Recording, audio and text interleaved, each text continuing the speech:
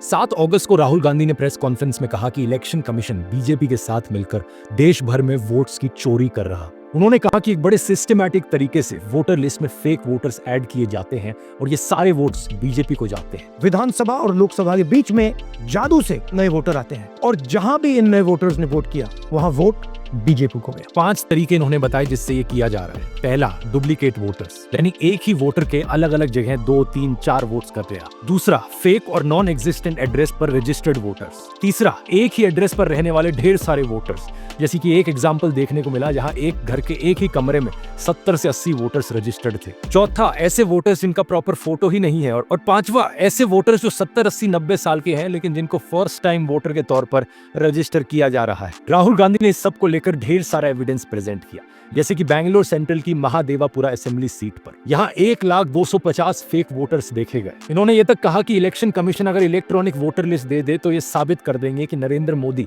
धांधली करके प्रधानमंत्री बने। जब इतना बड़ा एक्सपोजे किया गया और इतने बड़े बड़े आरोप लगे तो पता है इलेक्शन कमीशन ने क्या जवाब दिया। कुछ ही सेकंड्स के अंदर वो ट्वीट करके कहते हैं कि ये एलिगेशंस मिसलीडिंग है। कोई इंक्वायरी नहीं, कोई चेकिंग नहीं, किसी एग्जैक्ट पॉइंट का कोई काउंटर जवाब नहीं, बस मिसलीडिंग घोषित कर दिया। और ऊपर से ये कहा इलेक्शन कमीशन ने कि अगर जांच करवानी है, जांच तभी होगी जब राहुल गांधी एफिडेविट पर साइन करके ओथ लेंगे कि ये सारा डेटा सही है। बताओ जरा। लेकिन कुछ मीडिया हाउसेस ने अपनी इन्वेस्टिगेशंस करी। इंडिया टुडे ने अपनी इन्वेस्टिगेशन करी जिसमें राहुल गांधी का महादेवापुर में मुन्नी रेड्डी गार्डन के हाउस नंबर 35 पर 80 वोटर्स का रजिस्टर होने का दावा सही मिला। ये 10 से 15 स्क्वायर फीट का एक कमरा था जिसमें केवल एक व्यक्ति रहता है, जिसके हिसाब से इस घर का ओनर बीजेपी से जुड़ा जयाराम रेड्डी है। लेकिन इस एक कमरे के एड्रेस पर 80 से ज्यादा वोटर्स रजिस्टर्ड थे। अब बात यहाँ पर यह है दोस्तों कि ये पहली बार नहीं है ऐसे आरोप लगे हों। दिल्ली इलेक्शन से पहले भी ढेर सारे सबूत प्रेजेंट किए थे आम आदमी पार्टी ने, जो दिखा रहे थे कि एक वोटर फ्रॉड हो रहा है। इन्होंने एक ही विधानसभा में शादरा में 11,008 वोट काटने के लिए एप्लीकेशन दी।